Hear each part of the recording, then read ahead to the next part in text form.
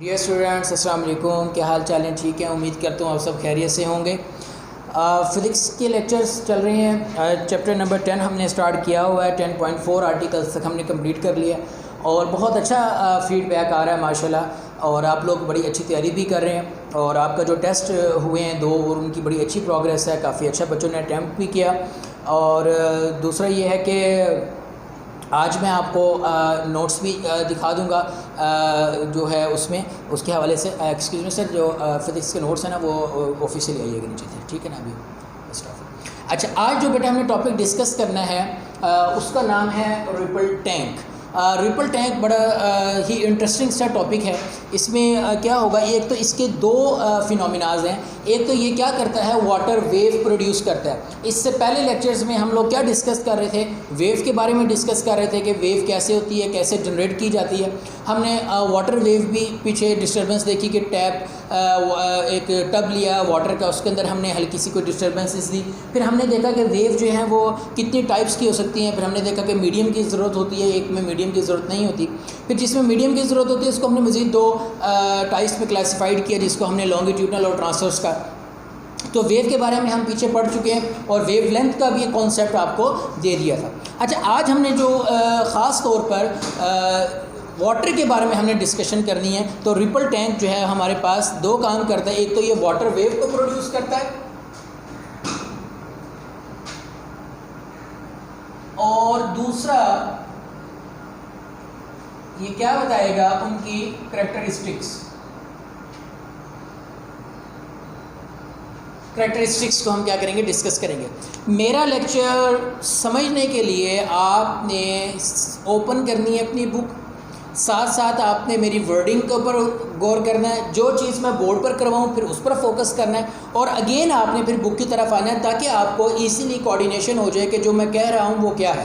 क्योंकि काफ़ी सारा मटेरियल जो है वो बुक के ऊपर मौजूद होता है, तो वो आपको वो देखना होता है। इसलिए अब आप जल्दी से ओपन करें अपनी बुक और पेज नंबर 12 आप निकाल लें। आर्टिकल नंबर है 10.5 जी। तो ये देखें जी, रिपल टैंक क्या है जी? Ripple tank is a device to produce water wave and to study their characteristics. तो अभी ये हमने कहा एक तो वाटर वेव को प्रोड्यूस करता है और उसकी क्या करता है, उनकी करैक्टरिस्टिक्स को हम क्या करेंगे, स्टडी करेंगे। ये एक ऑपरेटस है जो कि consist of a rectangular tray having glass bottom is a place near half metre above the surface of a table. ये डायग्राम भी वैसे मौजूद है। मैं आज आपको मल्टीमीडिया के थ्रू कुछ वीडियोस भी दिखाऊंगा, ताकि अभी तो उस वक्त जो है वो आपको ज़्यादा क्लियर भी हो जाएगा, ठीक है? तो wave can produce on the surface of water present in the tray by means of a vibrator, यानी कि पैडल। होगा क्या, एक आपके पास रेक्टेंगुलर ट्रे होगी, जैसे आपके घर में एक ट्रे होती है चाय लेकर जाने के लिए, उसी तरह की, लेकिन वो कौन सी होगी, ग्लास की होगी। उसको एक टेबल पर रखकर आपने उसको हाफ मीटर तकरीबन क्या रखना है, ग्राउंड से ऊपर रखना है। और उसके ऊपर आपने क्या करना है, एक वुड बार टाइप जो है वो एक लगा देनी है। उसके ऊपर एक वाइब्रेटर यानी मोटर लगा देनी है और जैसे ही आप उसका स्विच ऑन करेंगे तो वो हल्की हल्की सी क्या करेगा, उसमें डिस्टर्बेंस क्रिएट करेगा, जिसकी वजह से क्या पैदा होंगी, वेव पैदा होंगी। और उन वेव को हम क्या कर सकते हैं, बिलो द टेबल किसी वाइट पेपर पर या किसी स्क्रीन पर देख सकते हैं। हाँ, बशर्ते ये कि हमने उसके ऊपर क्या लगाना होगा, लैंप लगाना होगा, ताकि इमेज जो है वो हमारे पास ईजिली क्लियर हो जाए नीचे।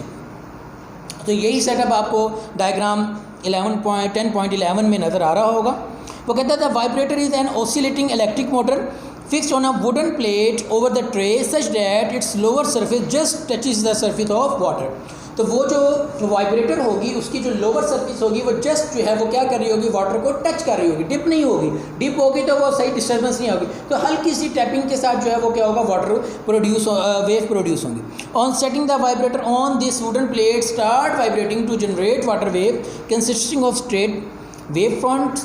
An electric bulb is hung above the tray to observe the image of a water wave on the paper of a screen. The crest and trough of the wave appear as bright and dark lines respectively on the screen. Now we explain the reflection of water wave with the help of ripple tank. अब हम 3 characteristic discuss करेंगे। इससे पहले मैं आपको थोड़ा सा ये जो हम पढ़ रहे थे इसकी डायग्राम आपको दिखा दूंगा, ये किस तरह जो है काम कर रहा है।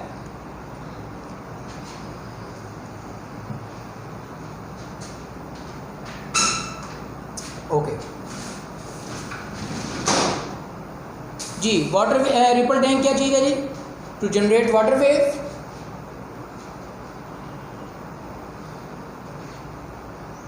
ये देखें, ये एक rectangular glass tray, transparent tray, travel and filled with water to the depth less than 1 centimeter for generating water wave and uniform velocity. Then आपको वाइट स्क्रीन पेपर, ये आपको लैंप नज़र आ रहा है to shine light on the water, और ये vibrator, ये देखें मूव करता हुआ शायद आपको नज़र आ रहा होगा। ये देखें, इस तरह करके ये क्या करेगा, वाटर के अंदर डिस्टर्बेंस क्रिएट करेगा और क्या आएगी, और ये अगर नीचे हल्का सा आप देखें तो आपको वाटर वेव थोड़ी सी नज़र आ रही होंगी, ये देखें। और इस तरह करके ये जो चीज़ है समझने वाली है, इस तरह करके आपके पास जो वेव है वो प्रोड्यूस होंगी, जो कि ये वाला जो हिस्सा होगा वो ब्राइट होगा, और ये वाला जो हिस्सा होगा वो क्या होगा, डार्क होगा। और यही आपके पेज पर भी लिखा हुआ है नीचे कि ब्राइट एंड डार्क जो है वो क्या बनेंगे, दो बनेंगे। एक को हम क्रस्ट कहेंगे और दूसरे को हम क्या कहेंगे, ट्रफ कहेंगे। क्रस्ट और ट्रफ हमने लास्ट टाइम डिस्कस किया था वेव में, और एक क्रस्ट से दूसरे क्रस्ट तक का फासला जो होगा वो भी क्या होगा, वेव लेंथ कहलाएगा। ठीक है,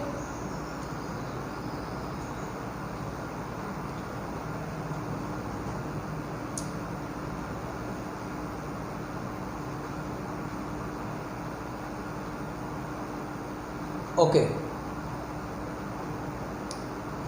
अब हम आगे चलते हैं इसकी कैरेक्टरिस्टिक्स की तरफ। उसके लिए कैरेक्टरिस्टिक्स डिस्कस करने से पहले हम देखेंगे कि there are 3 types of characteristics. हमने 3 चीज़ें डिस्कस करनी है। एक हमारे पास होगी रिफ्लेक्शन,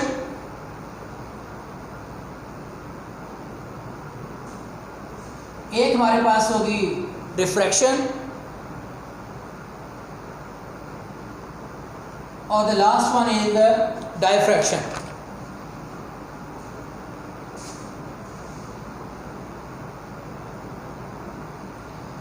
वन बाय वन हम इनको स्टडीज़ करेंगे कि रिफ्लेक्शन क्या चीज़ है। अगर आपने जनरली पिछली क्लासेस में पढ़ा होगा कि रिफ्लेक्शन का मतलब होता है कि अगर हम लाइट की टर्म में आमतौर पर देखते हैं कि लाइट का किसी भी सॉलिड और पॉलिश सरफेस से जाकर टकराना और टकराकर वापस उसी मीडियम में उसी जगह पर आ जाना, इस फिनोमिना को हम क्या कहते हैं, रिफ्लेक्शन कहते हैं। तो अगर इसी तरह वाटर वेव जाती हैं और वाटर वेव जाकर किसी जगह को स्ट्राइक करती हैं और स्ट्राइक कर कर वापस आ जाती हैं, तो इसको हम क्या कहेंगे, रिफ्लेक्शन कहेंगे। क्या कहेंगे, रिफ्लेक्शन कहेंगे। इस फिनोमिना को देखने के लिए आपने क्या करना है, ये जो आपके पास रेक्टेंगुलर ट्रे है, इस रेक्टेंगुलर ट्रे में आपने कोई बैरियर जो है वो प्लेस कर देना है। क्या कर देना है, बैरियर क्या कर देना है, आपने प्लेस कर देना है। कैसे भला आप बैरियर प्लेस करेंगे कि लेट्स सपोज कि अगर आपके पास ये ट्रे है तो आपने इसके सेंटर में अगर यहां से वेव प्रोड्यूस हो रही है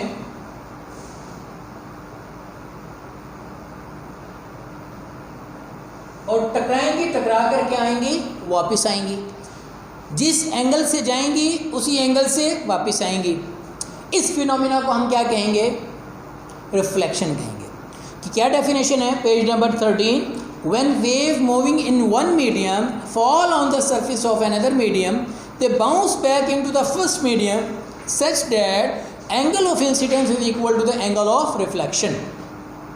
ये जाएंगी, जाकर वापस आएंगी, टकरा कर वापस आ जाएंगी, इसको रिफ्लेक्ट। अच्छा, ये फिनोमिना आप इस तरह नहीं देख सकते क्योंकि इसी तरह वेव जा रही होंगे और इसी तरह वापस आ रहे होंगे, आपको नहीं पता लगेगा कि कौन सी वेव जा रही है और कौन सी वेव आ रही है। इसके लिए आपको क्या करना पड़ेगा, इसके लिए आपको बेटा करना पड़ेगा कि आपने ये जो बैरियर है वो स्ट्रेट की बजाय कुछ एंगल पर लगाना है। कि मतलब अगर ये वेव जाएं तो ये यूं टकराने के बाद अगर इस तरह जा रही हैं तो टकराने के बाद इस तरह हो जाए। ये भी हम वीडियो में भी देखेंगे। तो इस एंगल के ऊपर आपने लाजमी लेकर आना है। पेज नंबर 13 आप अगर आप देखें ऊपर टॉप कॉर्नर पर आपको एक एंगल के साथ दिखाया गया कि वेव जाएंगी, टकराने के बाद जो रिफ्लेक्टेड वे हैं वो वापस आ रही हैं, इस तरह जाने वाले एंगल को हम इंसिडेंट एंगल कहेंगे और जिस एंगल से वापस आएंगे उनको हम क्या कहेंगे, रिफ्रैक्टेड एंगल कहेंगे। सो पेज नंबर 13 टॉप देखें, वो कहता है कि place a barrier in the ripple tank, the water wave will reflect from the barrier. If the barrier is placed at an angle to the wavefront, the reflected wave can be seen to obey law of reflection. अब law of reflection क्या है कि angle of incident जो होता है वो equal किसके होता है, angle of refraction के होता है। So we define as when wave moving in one medium fall on the surface of another medium, they bounce back into the first medium such that angle of incidence is equal to the angle of reflection। बात समझ में आ गई है? अच्छा, मैं कोशिश करता हूँ कि आपको इसकी वीडियो दिखाता हूँ।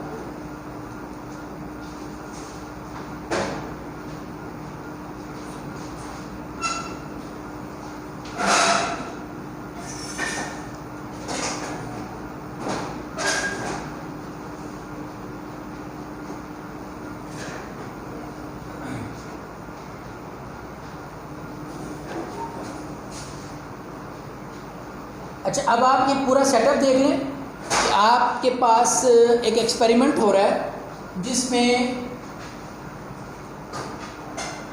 रिपल टैंक सेटअप किया हुआ है, ये लैंप है, मोटर, ये यहाँ पर हमारे पास वाइब्रेटर और सारा फिनोमिना साथ साथ एक्सप्लेन करते हैं। ये देखें, ट्रे के ऊपर हमने वाटर को डाल दिया। अब आपको दिखाऊंगा कि किस तरह जो है वो रिफ्लेक्शन जो है वो अकर्स होंगी या वेव किस तरह जो है वो प्रोड्यूस होती हैं।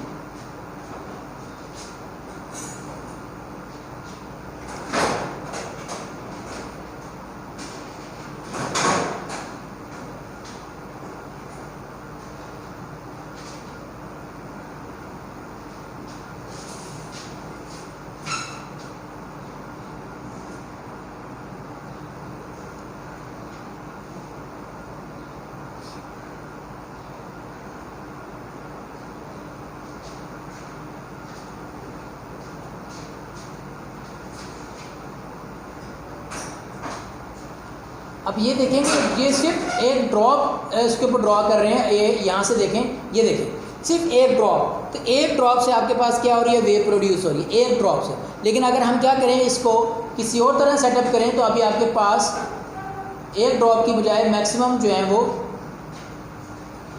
ये देखें, ये देखें, ये देख रहे हैं आप, ये देखें, ये हल्की सी डिस्टर्बेंस, ये वेव प्रोड्यूस हो रही है। इसी तरह की वेव जो है वो आपके पास नीचे स्क्रीन पर किस तरह नजर आएंगी, इस तरह करके नजर आएंगी, यानी इस तरह करके नजर आएंगी, ये देखिए, ठीक है। अब इन्हीं वेव्स के दरमियान में अगर आप क्या करें कि एक बैरियर इस तरह करके लगाए कि ये जाए, जाके टकराए और टकरा कर क्या आए, वापस आए, तो उस तरह के फिनोमिना को हम क्या कहते हैं, रिफ्लेक्शन कहते हैं। और वो इस वीडियो में मैं आपको बिल्कुल इजीली अब आपको नज़र आएगा। आपने सिर्फ ऑब्ज़र्व करनी है कि ये देखें, ये बैरियर हमने लगाया हुआ है, ये बैरियर की आपको नज़र आ रही होगी, ये बैरियर एक लगा हुआ है कोई ऊपर और एक एंगल के ऊपर लगा हुआ, मतलब अगर ये सीधा लगा हुआ होता तो ये वेव जाती, टकरा कर यूँ ही वापस आती। हमने कुछ एक सम एंगल पर इसको, तो ये अब जाएंगी, जाकर रिफ्लेक्ट होकर नीचे की तरफ आनी चाहिए। अब ज़रा गौर से देखिएगा, आपको फील होगा कि जी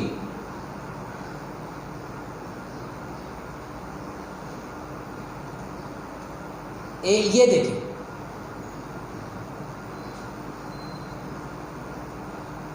ये देखिए, ये वेव जाती है, टकराती है, टकराकर नीचे की तरफ आती है, इसको हम क्या कहते हैं, रिफ्लेक्शन का फिनोमिना कहते हैं।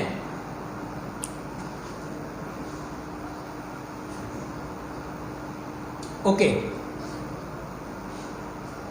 एक चीज हमने डिस्कस कर ली, रिफ्लेक्शन। अब जो हम डिस्कस करने जा रहे हैं वो है रिफ्रैक्शन। अब रिफ्रैक्शन क्या चीज है? रिफ्रैक्शन सेम मीडियम में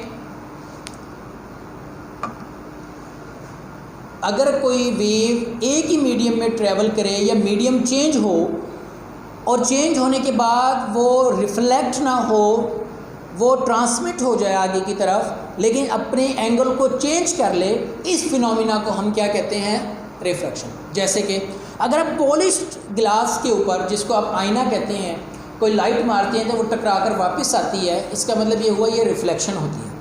आप ट्रांसपेरेंट गिलास के अंदर लाइट को करते हैं तो वो क्या होती है, वो आर पार हो जाती है, लेकिन वो अपना एंगल क्या करती है, चेंज कर लेती है। इस फिनोमिना को हम क्या कहते हैं, रिफ्रैक्शन कहते हैं। अब हमने क्या करना है, हमने उसी ग्लास ट्रे के अंदर किसी तरह दो जो मीडियम जनरेट करने हैं। आपने कोई एक ग्लास स्लैब ले ली या मार्बल स्लैब ले ली, पूरी ट्रे है, इस ट्रे के अंदर आपने इस तरह करके वो रख दी। ये डेप्थ वाला हिस्सा हो गया और ये आपके पास कम डेप्थ यानी कि शैलोअर हिस्सा होगा।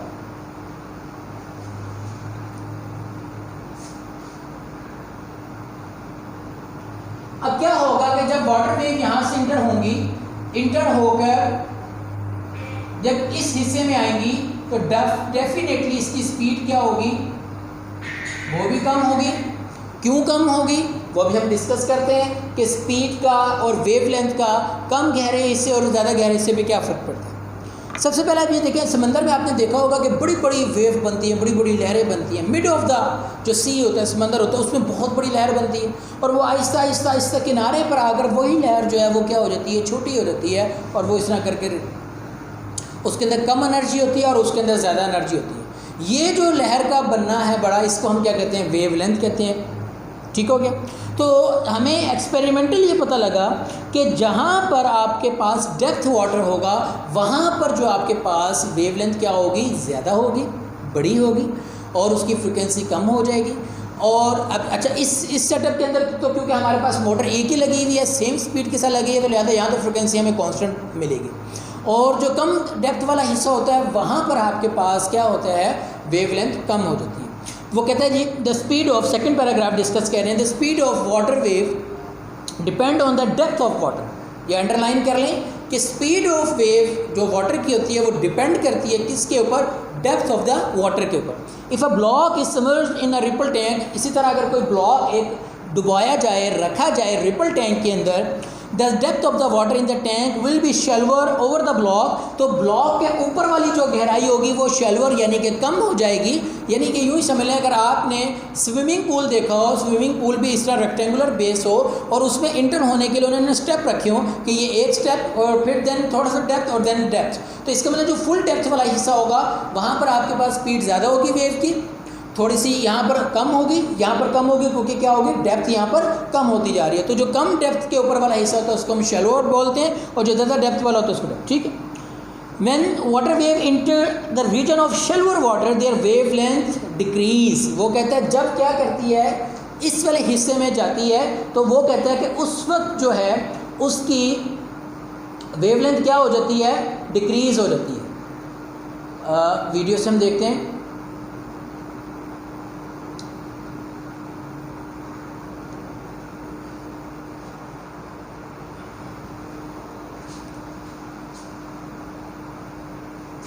ये देखें कि ये डीप वाटर, शैलो वाटर,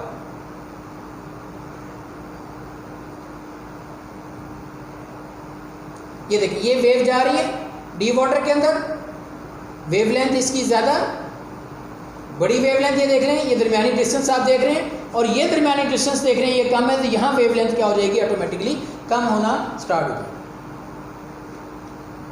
ये shallower part deep water, wavelength crest to crest, trough to trough का दरमियानी फासला, ये देख लें, आपको इजीली पता लग रहा होगा कि आपके पास जो वेवलेंथ है वो कम होगी। अगर ये लैम्डा 1 है तो वो उसकी हमने उसको रिप्रेजेंट किससे किया, लैम्डा 2 से। तो V1 is greater than V2, speed of deep water wave क्या होगी, ज़्यादा होगी as compare to shallow water.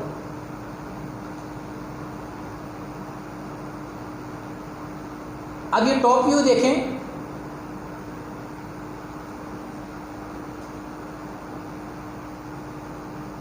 ये डेप्थ वाला हिस्सा दिखाया गया, इसका मतलब यहाँ गहराई ज़्यादा है जिसकी वजह से वेवलेंथ आप देख रहे हैं। जैसे ही गहराई कम हुई वेवलेंथ आप देख लें और ये टॉप व्यू आपको दिखाया गया, वो साइड व्यू दिखाया गया।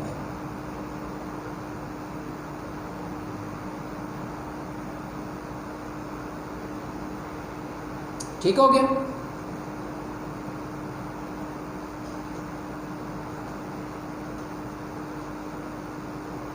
अच्छा, अब हमने इसको एक्सपेरिमेंटल भी देखना था। मैंने अभी आपको बताया कि v is equal to F lambda, ये हमने लास्ट टॉपिक में डिस्कस किया था। क्योंकि जो वेव हमारे पास प्रोड्यूस हो रही है रिपल टैंक के अंदर, वो एक मोटर के साथ हो रही है और मोटर की फ्रीक्वेंसी फिक्स्ड है। तो इसका मतलब ये हुआ वाटर के अंदर जो डिस्टर्बेंस क्रिएट हो रही है इस तरह टैपिंग कर कर वो एक ही फ्रीक्वेंसी से हो रही है। इसका मतलब ये तो हो गया कांस्टेंट। तो v डायरेक्टली प्रोपोर्शनल टू किसके हो गया, वेवलेंथ के हो गए। तो जहाँ वेवलेंथ कम होगी वहाँ स्पीड क्या हो जाएगी, कम हो जाएगी। और वेवलेंथ कहाँ कम होती है, शैलोअर वाटर में, और वेवलेंथ ज़्यादा कहाँ होती है, डीपर वाटर में। लिहाजा इसका मतलब ये हुआ कि आपके पास वेवलेंथ जो है वो जहाँ ज़्यादा होगी वहाँ इसकी स्पीड भी ज़्यादा होगी। ठीक है, तो डीप वाटर के अंदर वेवलेंथ ज़्यादा और शैलोअर वाटर के अंदर आपके पास फ्रिक्शन ज़्यादा होता है, जिसकी वजह से स्पीड क्या हो जाती है, कम हो जाती है।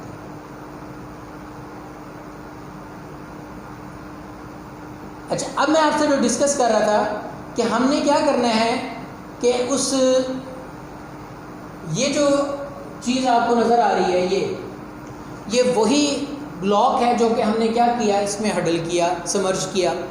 लेकिन पहले अगर हमने इसको बिल्कुल सीधा कर लेते तो ये वेव वहाँ जाके बनती, लेकिन आप इसकी रिफ्रैक्शन ना देख सकते कि इसकी डायरेक्शन कैसे चेंज होती है।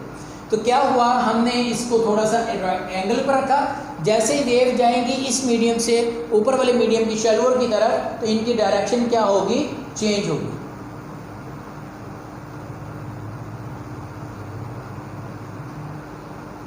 ये देखें, डीप वाटर, शैलोअर वाटर, ये वेव जा रही हैं, जाएंगी,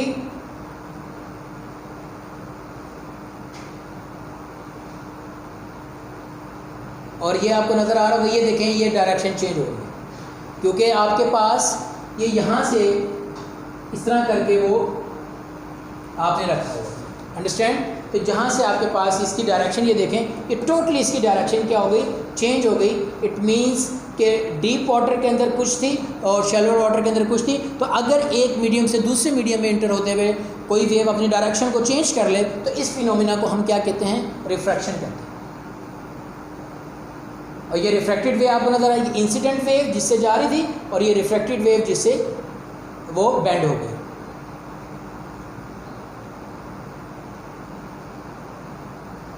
ये बुक में भी दिखाया गया है, ये देखें, ये आप ही की बुक का पेज है।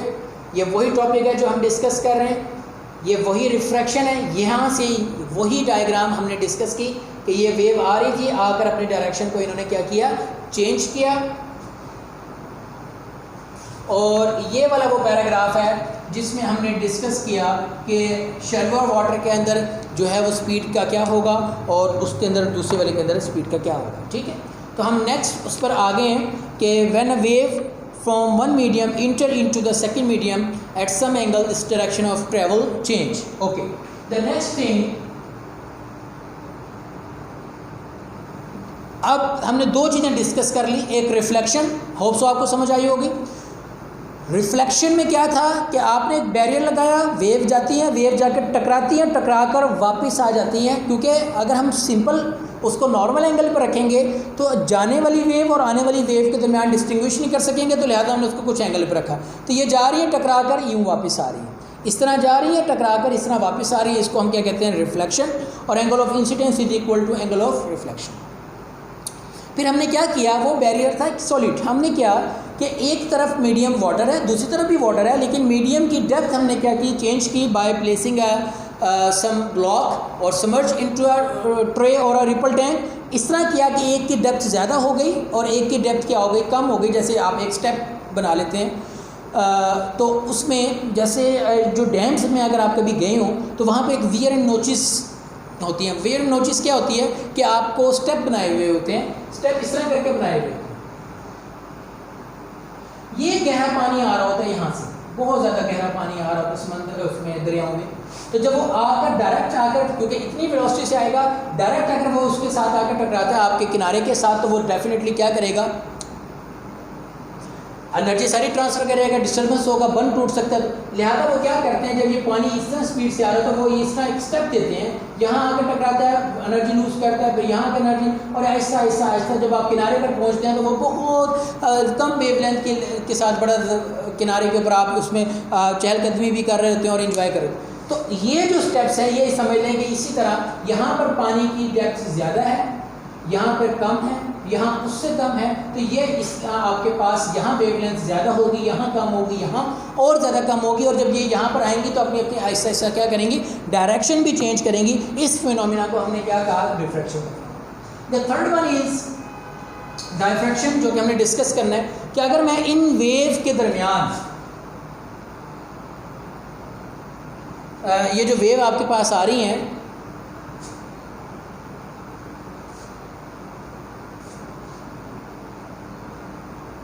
मैं यहाँ पर कोई ऑब्स्टेकल रख देता हूँ, ऑब्स्टेकल कोई भी रुकावट, लेकिन इस तरह के उसके दरमियान में थोड़ी सी जगह छोड़ देता हूँ, बाकी ऑब्स्टेकल शार्प एजेस के साथ। तो जैसे ही वो यहाँ पहुँचेगा, इससे गुजरने के बाद वो क्या हो जाएगी, बेंड हो जाएगी सर्कुलर शेप में। सर्कुलर शेप में बेंडिंग को हम क्या कहते हैं, डायफ्रैक्शन कहते हैं। पेज नंबर 14, द बेंडिंग और spreading of a wave around the sharp edges of और कॉर्नर्स ऑफ ऑब्स्टेकल और स्लिट्स इज कॉल्ड डायफ्रैक्शन। और अगर आप इसका जो डिस्टेंस है वो ज़्यादा बड़ा कर दें तो वो फिर सिर्फ जस्ट क्या होगा, कॉर्नर से ही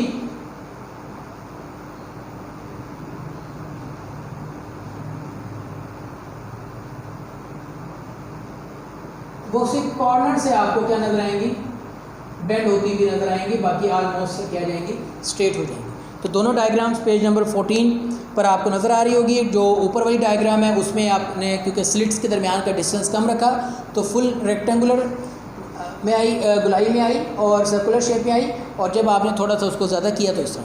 तो वो कहते हैं, now we observe the phenomena of diffraction of water wave generate straight wave in a ripple tank and place two obstacles in a line such a way that separation between them is equal to the wavelength of water wave. After passing through a small slit between the two obstacles, the wave will spread in every direction and change into the almost semicircular pattern. Diffraction of wave can only be observed clearly in the if the size of the obstacle is comparable with the wavelength of wave. Show the different diffraction of wave while passing through a slit with size larger than the wavelength of wave. Only a small diffraction occurs near the corners of the obstacles. तो ये नीचे आपके पास definition आ गई। और आज का जो topic है एक छोटी सी जो है वो नीचे एग्जांपल भी दी हुई है, एग्जांपल 10.3, जिसमें हमने क्या फाइंड आउट करना है, हमने वेलोसिटी फाइंड आउट करनी है और टाइम फाइंड आउट करना है। बहुत आसान से दो फार्मूले, v = f लैम्डा से आप क्या कर सकते हैं, वेलोसिटी फाइंड आउट कर सकते हैं, और v = d/t, यहाँ से आप रीअरेंज करेंगे तो t = d/v से आप क्या कर सकते हैं, टाइम फाइंड आउट कर सकते हैं। दोनों का डाटा मौजूद है, आप इजीली कर लेंगे। करके मुझे आपने असाइनमेंट सेंड करनी है, मुझे बताना है। तो आज का जो टॉपिक है वो है रिपल टैंक। बहुत ही इंपॉर्टेंट टॉपिक है, इसकी कंस्ट्रक्शन आती होती है। बहावलपुर बोर्ड में अक्सर ये देखा गया कि ये क्वेश्चन आता है 4 नंबर का थ्योरी में। तो आपने इसकी रिपल टैंक की पहले कंस्ट्रक्शन, इसकी डायग्राम, फिर इसकी 3 करैक्टरिस्टिक्स हैं, रिफ्लेक्शन, रिफ्रैक्शन और डायफ्रैक्शन। हर एक के साथ साथ डायग्राम बनानी है और उसकी एक्सप्लेनेशन के बाद आपका ये टॉपिक क्या होगा, मुकम्मल होगा। इससे रेलिवेंट शॉर्ट क्वेश्चंस भी एक्सरसाइज में मौजूद हैं, वो भी आपने अच्छे तरीके से करने हैं। और वो नहीं तो ये रिफ्लेक्शन, रिफ्रैक्शन, डायफ्रैक्शन तो शॉर्ट क्वेश्चन में लाजमी आ जाता है, तो आपने इसको अच्छे तरीके से तैयार करना है। आज का टॉपिक हमारा यहीं पर। अगर आपको कोई इसमें प्रॉब्लम हो तो पर्सनल नंबर पर आप व्हाट्सएप के थ्रू मुझसे पूछ सकते हैं, गाइडलाइन ले सकते हैं। मज़ीद यह कि नेक्स्ट लेक्चर में इसको एक बार फिर थोड़ा सा रिवाइज भी करवा दिया जाएगा। Thank you very much. अल्लाह हाफिज़।